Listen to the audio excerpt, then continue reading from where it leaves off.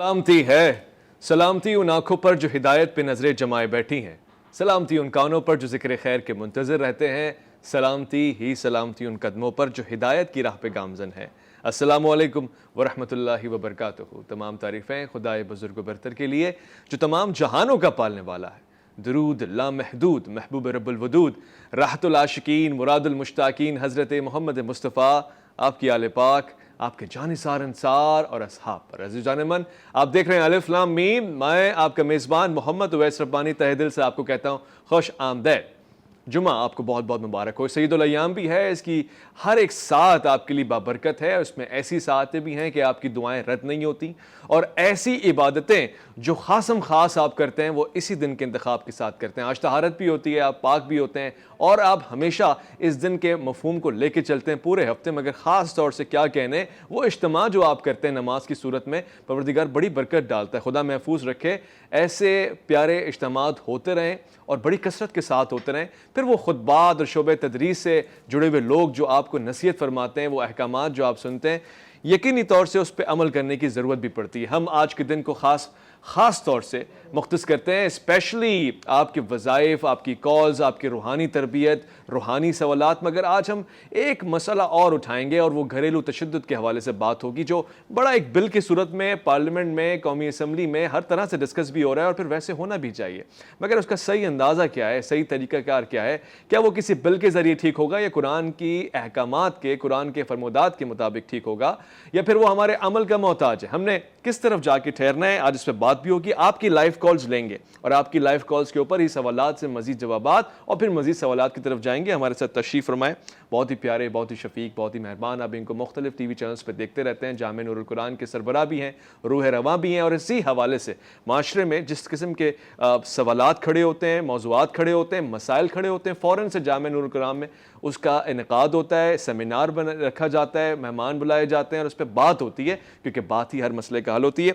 मैं खुश आमदीद कहना चाहता हूँ हमारे बहुत ही प्यारे सैयद मोहम्मद अली शाह। अस्सलाम वालेकुम वरहमतुल्लाह। वालेकुम अस्सलाम वरहमतुल्लाह। कैसे मिजाज है? आप खैरियत से? जुमा भी आपको मुबारक हो। माशाल्लाह, खैर मुबारक। दिन ब दिन अल्लाह ताला आपको इज्जतों से नवाज रहा है माशाल्लाह। आपकी टीवी को बदौलत भी, और आपके इस प्रोग्राम अलिफ लाम मीम को भी देखता रहता हूँ, सुनता रहता हूँ। बहुत कम वक्त में अल्लाह ने आपको तरक्की दी है। मेरी दुआ है अल्लाह आपको नजर बस से बचाए और मुल्क को मिल्लत की खिदमत की तौफीक अता फरमाए। जज़ाकल्लाह, आपकी दुआएं हैं, आपकी फ़यूज़ और बरक़ात हमारे साथ। और साथ साथ मैं खुशामदीद कहना चाहता हूँ, बहुत ही प्यारी आवाज़ के मालिक, बहुत ही अच्छे अंदाज से कलाम पढ़ते हैं, और आज जुमे के दिन हम ख़ास तौर से आपके लिए नात शरीफ का तोहफ़ा पेश करते हैं। हाफ़िज़ लाइक हुसैन भी हमारे साथ तशरीफ़ फरमाएं। अस्सलाम वालेकुम वरहमतुल्लाह। सैयद मोहम्मद अली शाह साहब, आगाज़ करते हैं, ये घरेलू तशद्दुद, ये मसाइल, ये इस्लामी माशरे में थे कहाँ, आए कहाँ से, और कहाँ तक जाएंगे, इनका हल क्या है? हज़रत, हम थोड़ा सा तारीख़ में पीछे चले जाएँ तो उवैस रब्बानी साहब, आपको याद होगा कि ये मुमलकत खुदादाद इस्लामी जमहूरिया पाकिस्तान के लिए कम पेश 20 लाख जाने दी। हिजरत मदीना के बाद ये पहली हिजरत थी जो इस्लाम के लिए सबसे बड़ी हिजरत होगी। 2 करोड़ लोगों ने अपना घर छोड़ा, कम पेश हज़ारों माओं, बहनों, बेटियों की इस्मत दरी हुई, सैकड़ों माओं ने अपने हमल गिरा दिए। यानी किस तरह उनका एक ही नारा था कि पाकिस्तान का मतलब क्या, ला इलाहा इल्लल्लाह मुहम्मद रसूलुल्लाह, दस्तूर रियासत क्या होगा, मुहम्मद रसूलुल्लाह। यानी कुरान और सुन्नत, पाकिस्तान का दस्तूर जो है, सुप्रीम लॉ जो है, वो कुरान और सुन्नत है। बदकिस्मती है कि ये क्या, यानी कि इस्लामी, हमारे पास इस्लामी नज़रियाती कौंसिल मौजूद है। सुनने में ये भी आया कि वहाँ से वो बिल रिफ्यूज़ भी हो गया, उन्होंने उस पर ओके नहीं किया। और कैसे रात के अंधेरे में कौमी असम्बली में पास हो गया, सेनेट में भी पास हो गया बिल। वो तो जब इस्लामाबाद में गिरफ्तारी हुई तो पता चला। यानी हम उस मुआशरे में रहते हैं, उस सोसाइटी में रहते हैं, हम उस दीन के मानने वाले हैं जहाँ बच्चा जब घर से निकलता है तो माँ का हाथ चूमता है, माँ का हाथ सर पे रखता है। वहाँ हमें ये सिखाया जाता है कि माँ बाप से आगे नहीं चलना। माँ बाप अगर महफिल में आ जाए तो गैरतमंद और इज्जतदार घराने के लोग उठकर खड़े हो जाते हैं। यानी उनको ये बताया जाता है कि बुढ़ापे में माँ बाप की खिदमत कर लोगे तुम्हारे सब गुनाह माफ हो जाएंगे, यानी उनके लिए जन्नत है। यहाँ तक कि माँ बाप के चेहरे को देखना मकबूल हज कहा गया। इस बिल के मुताबिक अगर माँ बाप किसी को घूर देंगे, सरपरस्त घर का, या उसकी खलवत में खलल पैदा करेंगे तो माज़अल्लाह क्या यही औलाद आज उनको जेलों में लेके जाएगी, अदालतों में घसीटेगी। यानी हम किस तरफ लेके जा रहे हैं। तो बदकिस्मती से मैं आपके प्रोग्राम अलिफ लाम मीम से ये हुकूमत पाकिस्तान इदारों के जो सरबराह हैं, चीफ जस्टिस पाकिस्तान से भी कहूँगा نظریاتی کونسل کے چیئرمین سے کہوں گا، سینٹ کے چیئرمین، اسپیکر قومی اسمبلی سے، کہ بھائی خدا را 1973 کے آئین میں 227 یہ آئین میں ہمارے درج ہے کہ کوئی بھی ایسا قانون نہیں بن سکتا پاکستان کے آئین میں کہ جو قرآن و سنت کے خلاف ہو. تو کم سے کم آپ علماء کا ایک بورڈ بجائیں، اہل علم طبقہ جو ان کا بورڈ بٹھا کے اس بل کو پہلے پیش کریں کہ اس میں معاذ اللہ کئی ایسے جزیات ہیں اویس بھائی جو قرآن و سنت کے خلاف ہے. صحیح ہے. یعنی جس میں ماں باپ کی سری توہین ہے، ہمارا پورا معاشرہ بکھر جائے گا، ہم تباہی و بربادی کی طرف جا رہے ہیں. مغرب سے ہمیں سیکھنا چاہیے تھا.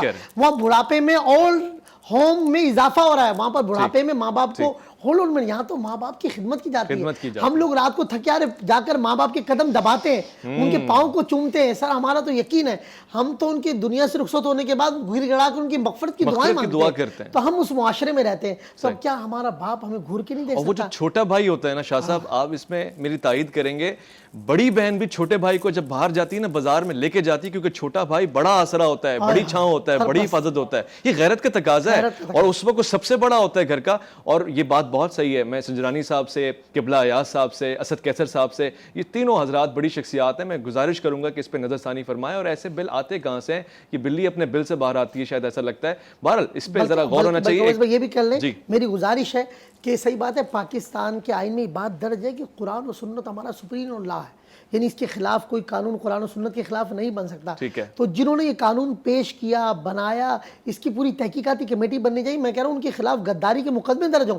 قرآن و سنت کے خلاف آپ دیکھیں جیسے میرا مطلب یہ کہ رائے کیا پاس کر لیا گیا. سر یہ اسلامی نظریاتی کونسل نے اس کو ٹھوکر مار دیا. بے فکر ہو جائیں اور انشاءاللہ شاہ صاحب کی دعاؤں میں بڑا اثر ہے، آپ کی زبان پہ بڑا اثر ہے. سید زادہ ہیں، میں آج ان کے ہونے کی بدولت انشاءاللہ کلام بھی منقبت کا خاص طور سے انتخاب کرواؤں گا. سنیں گے ایک کالر ہمارے ساتھ ہیں. السلام علیکم ورحمۃ اللہ. وعلیکم السلام. جی کون صاحب کہاں سے؟ میں ظہیر بول رہا ہوں پنڈی سے. ظہیر صاحب خیر مقدم آپ کا. الف لام میم میں کیا فرمائیں گے؟ مطلب اسلامی طور طریقے سے میں ایک معذور آدمی ہوں جی. مجھے گھر والوں نے گھر سے نکال دیا. اللہ اکبر. تو پھر اس کا کوئی بندوبست ہو سکتا ہے کیا؟ اس کا وظیفہ ہے یا کیا اس کا کوئی؟ ٹھیک ہے. آپ کی عمر کیا ہے؟ میری عمر 73 ہے. اور اس وقت آپ کہاں پر ہیں؟ اس وقت میں پنڈی میں سے اعلیٰ میں ہوں. نہیں آپ اپنے بانجے کے پاس. اپنے بانجے کے پاس ہیں. پروردگار آپ کے بانجے کو بہترین اجر عطا فرمائے. مفتی صاحب گھر سے نکال دیے اس عمر میں، عمر سیدھا آدمی ہے، معذور آدمی ہے. اس زمانے میں تو شاید بیت المال یہ سب چیزیں ہوتی. اب کیا ہے؟ اللہ اکبر. اب ہمارا چلٹی ہے. اگر میری ان سے گزارش ہے اگر وہاں پر یہ اسلام آباد پنڈی میں ہے تو سیلانی ویلفیئر ایک ادارہ ہے. اگر یہ وہاں چلے جائیں گے، کس فوٹو کی وظیفہ بھی عرض کر دیتا ہوں کہ اللہ تعالیٰ ان کی غائب سے مدد فرمائے. میری ان سے گزارش ہے شیخ الاسلام بابا فرید الدین گنج شکر رحمۃ اللہ علیہ کا محبوب ترین وظیفہ ہے اللہ سے مدد طلب کرنے کے لیے، غیبی امداد کے لیے. یعنی جب بندہ مجبور ہو جائے، بے کس و لاچار ہو جائے، اب ان کے پاس کوئی راستہ نہیں ہے، تو میری ان سے گزارش ہے یقیناً اتنا قرآن پڑھیں گے، سورہ اخلاص ان کو پڑھنا آتی ہوگی، قل هو اللہ احد پڑھ کے اللہ الصمد یہ 100 بار پڑھیں.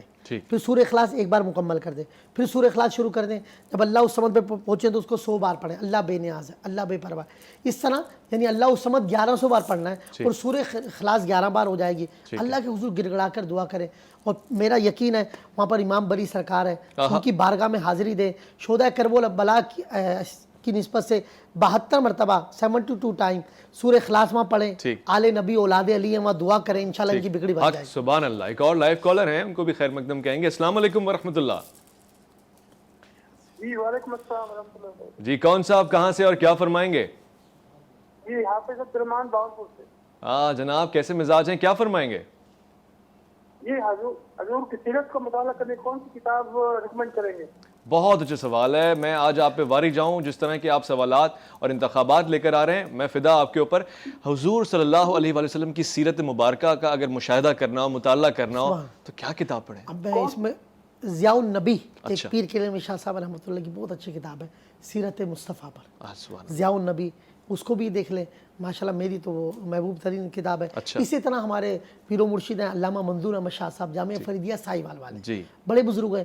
ان کی کتاب ہے ماشاءاللہ مدینۃ الرسول بھی ہے اور جلوہ جانانہ بھی ہے. تو ماشاءاللہ حضور کی سیرت پہ تو صحیح بات ہے، بڑا پیارا انہوں نے مزہ کر دیا. اور صحیح بات ہے اویس بھائی، ہمارے یہاں نا تاریخ کا لوگوں نے بہت مطالعہ کیا، خاص طور سے سیرت نبی، تو اس سے آپ کے ذہن میں بھی کوئی آپ کا ماشاءاللہ مطالعہ بڑا اچھا ہے، اور ماشاءاللہ آپ ایک اچھے اسکالر بھی ہیں، اور ماشاءاللہ آپ کا مذہب سے دین سے بڑا لگاؤ بھی ہے. میں کہوں آپ بھی کوئی مشورہ دیں گے؟ میں ضرور دوں گا. لائیو کالر ساتھ میں جڑے ہوئے ہیں. میں آپ کو بتاتا چلوں کہ جو شاہ صاحب نے آپ کو کتابیں ریکمنڈ کی ہیں وہ پڑھنے سے تعلق رکھتی ہیں، اور ہم نے یقینی طور سے اس کی تعریف پہلے بھی سن رکھی تھی. اس سے علاوہ بھی اگر آپ جائیں ندوہ لائبریری میں تو جناب مفتی سعید خان صاحب کی ایک لائبریری ہے، اور آپ اسلام آباد سے بہت قریب ہیں، پنڈی والے حضرات تو بہت آدھے گھنٹے میں وہاں پہنچ سکتے ہیں. سید سلمان ندوی کی کتابیں آپ پڑھ سکتے ہیں سیرت نبی صلی اللہ علیہ وسلم کے اوپر، اور اس سے بیشتر آپ جس مسلک جس مکتب کی کتاب اٹھائیں گے وہاں موجود ملے گی آپ کو. فقہ حنفی، فقہ شافعی، فقہ مالکی، فقہ جعفریہ، ہر مکتب سے. سیرت تاریخ تو کسی کی محتاج بھی نہیں ہوتی، مگر وہاں آپ کو ہر چیز ملے گی. میں ریکمینڈ کروں گا پنجاب کے لوگ اس لائبریری میں لازمی جائیں. کالر ہمارے ساتھ ہیں کافی دیر سے منتظر. السلام علیکم ورحمۃ اللہ. السلام علیکم. جی السلام علیکم. وعلیکم السلام ورحمۃ اللہ. کون صاحب کہاں سے؟ جی مدثر اسلام آباد سے. جی ماشاءاللہ. مدثر صاحب کیا فرمائیں گے الف لام میم میں؟ جی میں یہ کہ جی میرے ابو کو جو ہے نا وہ سورائسس ہوتا ہے نا. اچھا. جی والد صاحب کی کیا عمر ہے، کب ہوتا ہے، کیا مسائل ہیں؟ میڈیکل آپ نے رپورٹ دی ہے، ڈاکٹر کو چیک کروایا ہے؟ جی ڈاکٹر کو چیک کروایا ہے، اور سردیوں میں زیادہ ہوتا ہے نا، گرمیوں میں ذرا کم ہو جاتا ہے نا. ڈاکٹر کیا کہتے ہیں؟ یہ کوئی روحانی مسئلہ نظر آتا ہے کہ ڈاکٹر صاحب کو؟ روحانی یہ ہے کہ جی دم درود کروائیں تو پھر فرق پڑ جاتا ہے نا. شاہ صاحب دم درود سے فرق پڑتا ہے؟ نام پوچھیے. نام ذرا بتائیے گا والد صاحب کا؟ جی محمد نیاز. محمد نیاز. سورہ یاسین شریف کی آیت نمبر ہے 58. سلام قولا من رب الرحیم. سلام قولم، یہ اعصاب سلامت رہیں گے. اور جو پوزیشن یہ بتا رہے ہیں انشاءاللہ اللہ کی ذات پہ کامل یقین رکھے پڑھے وہ جس کا قرآن اچھا ہو. میں تو کہوں گا وظیفہ جب بھی آپ کو زیادہ فائدہ دے گا کہ ہونا بھی چاہیے آپ کا قرآن کے تلفظ اچھے ہو، نماز پڑھیں، باوضو رہیں. تو یہ سورہ مبارکہ صبح 70 مرتبہ یعنی فجر کے بعد، اور شام کو عصر مغرب کے درمیان، اور رات کو سونے سے پہلے 5 منٹ کا وظیفہ ہے. ان کو یاد بھی کرا دیں، وہ پڑھتے رہیں. 70 بار پڑھ کے پانی پہ دم کر کے خود پی لیں، پڑا ہوا پانی چہرے پہ، گردن پہ، سر پہ مسح کر لیں. انشاءاللہ کلام الہی کی برکت سے شفا ہو. انشاءاللہ. اور جس آیت کے انتخاب کر کے شاہ صاحب نے آپ کو بتایا، یقین جانیں ترجمے کے ساتھ پڑھ لیں، تفاسیر پڑھ لیں تو آپ کو مزہ ہو جائے. جنتیوں کا احوال بتا رہا ہے، اور خود خدا ان کو سلام کہہ رہا ہے، سلام قولا من رب الرحیم. اور پھر آپ اگر ذرا سا خوف بیدار کرنا چاہیں تو اس کا اگلا حصہ پڑھیں گے فوراً. وامتازوا اليوم ایھا المجرمون الم اعہد الیکم یا بنی آدم لا تعبدوا الشیطان. تو ہم نے کہا نہیں تھا، بتایا نہیں تھا کہ اس شیطان کی اطاعت مت کرنا، ہماری اطاعت کرنا. وہاں جنتیوں کا ذکر اور یہاں جہنمیوں کو ڈرایا گیا. ایک مختصر سے وقفہ لوٹ کر آتے ہیں. الف لام میم میں آپ کا انتظار ہے.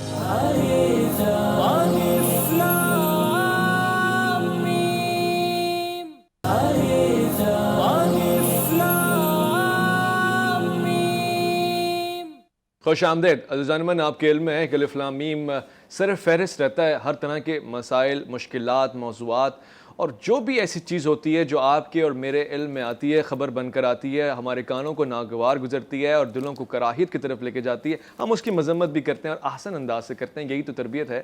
اور کوشش یہ ہوتی ہے کہ خاص طور سے جو ائمہ اہل بیت ہیں، آپ پہ ہمارا سلام ہو، ان کی تعظیم میں، ان کی عزت میں ذرا برابر بھی کمی نہ آئے.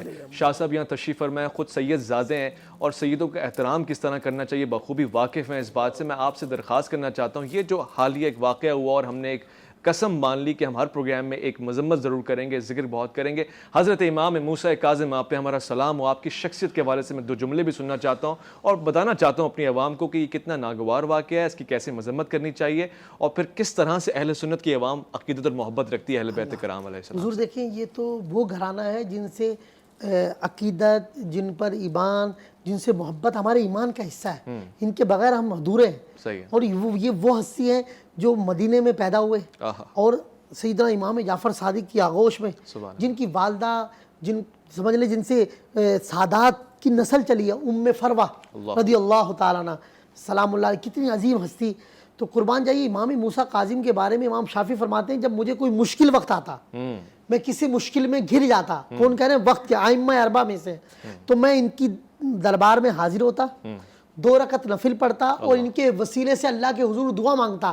آپ فرماتے ہیں کہ کبھی ایسا نہیں ہوا کہ امام موسیٰ کاظم علیہ السلام کی بارگاہ میں حاضر ہوا ہوں، میری حاجت پوری نہ ہو. آپ کو اس لیے آپ نے لقب دیا باب الحوائج، باب الحوائج، حاجتیں پوری ہونے کا دروازہ. آپ کو باب المراد بھی کہا جاتا ہے. خدا کی قسم اللہ کرے ہم سب کا جانا ہو، جتنے ناظرین سامعین دیکھ رہے ہیں، میں کہہ رہا ہوں گھنٹوں بیٹھ جائیں اویس بھائی، وہاں سے اٹھنے کو دل نہیں ہوتا. جب ان کی گزرے ہوئے صدیاں بیت گئی، اس وقت روحانیت اور نور کا یہ عالم ہوگا تو ان کی زندگی میں کیا عالم ہوتا ہے. جو حضور کے دربار میں کھیلتے ہوں، عبادات کرتے ہوں، جن کا بچپنا وہاں گزرا ہو، یعنی جن کا شب و روز قرآن کی تلاوت اور سجدہ ریزی میں جن کی شب گزرتے ہوں، وہ کیا ہستی ہوں گی. پھر خون رسول، اور قربان جائیے اعلیٰ حضرت فرماتے ہیں غوث اکبر، یعنی یہ خاص ایک مقام ہے غوثیت کا، غوث اکبر. آپ فرماتے ہیں یہ رتبہ آتے آتے مولا کائنات سے، آپ فرماتے ہیں امام موسیٰ کاظم بھی غوث اکبر ہے.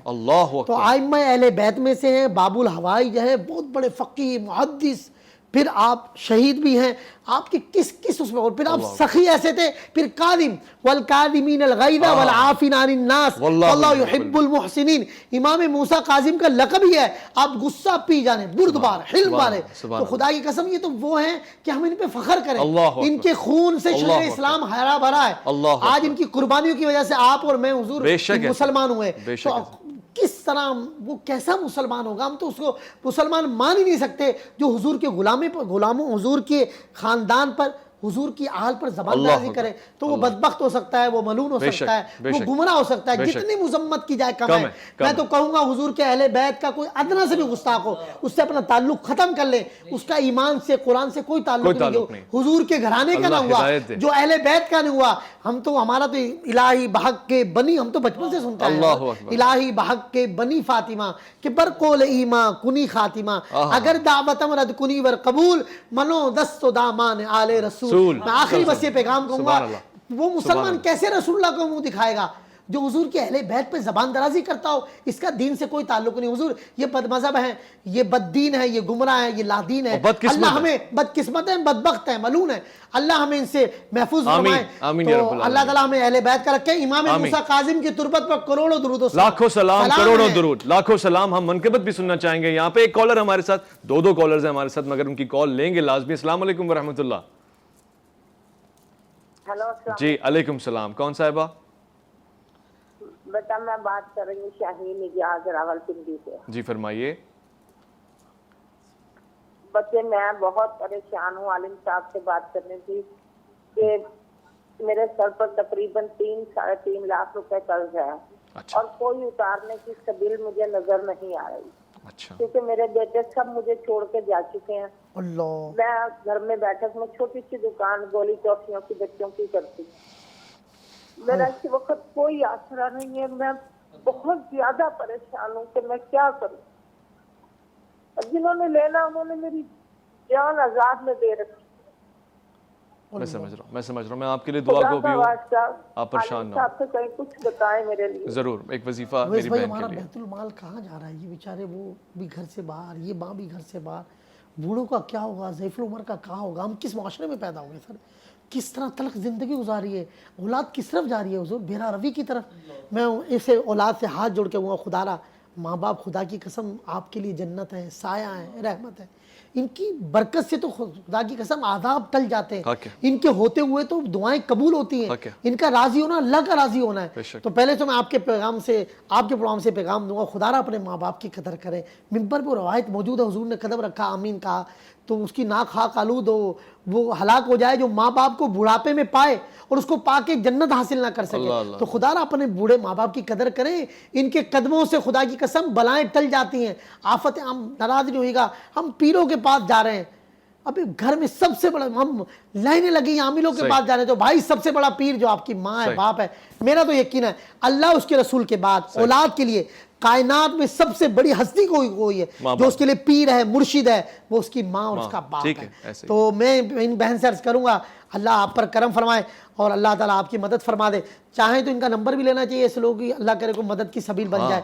اور دوسرا یہ کہ میری بہن اگر آپ قرآن پڑھی ہیں تو سورہ قریش، لیلاف قریش روزانہ آپ نے صبح 111 بار پڑھنی ہے. یقین کامل سے پڑھیں فجر کی نماز کے بعد صبح اٹھ کر انشاءاللہ سورہ قریش کی برکت ہے کچھ ہی وقت میں آپ کا قرضہ اتر جائے گا. اللہ آپ کی غیبی امداد فرمائے. اور ہم بہترین وسیلہ بھی اختیار کرتے ہیں. اسی سلسلے میں ہم نے خاص منقبت کا اہتمام کیا ہے. میں چاہوں گا حافظ لائق حسین اس پہ ایک ایسا کلام پڑھیں جو ہمارے دلوں کی مودت کی ترجمانی کرے. میرا ولیوں کے امام دے دو پنجتن کے نام ہم نے محفل ہے سجائی بڑی دیر سے ڈالو نظر کرم سرکار ڈالو نظر کرم سرکار ڈالو نظر کرم سرکار اپنے منگتوں پر ایک بار ہم نے محفل ہے سجائی بڑی دیر سے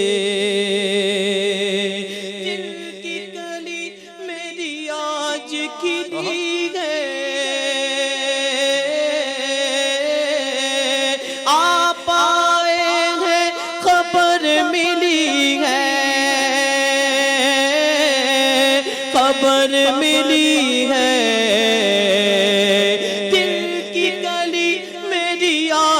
کھلی ہے آپ آئے ہیں خبر ملی ہے خبر ملی ہے ذرا دھیرے دھیرے آؤ ذرا دھیرے دھیرے آؤ ذرا دھیرے دھیرے آؤ للہ کرم فرماؤ ہم نے محفل ہے سجائی بڑی دیر سے تم جو بناؤ بات بنے گی دونوں جگہ میں لاج رہے گی تم جو بناؤ بات بنے گی میرا دونوں جہاں میں لاج رہے گی لاج رہے گی لج پال کرم اب کر دو لج پال کرم اب کر دو لج پال کرم اب کر دو منگتوں کی جھولی بھر دو کاسا سب کا پنجتن خیر سے میرا ولیوں کے امام دے دو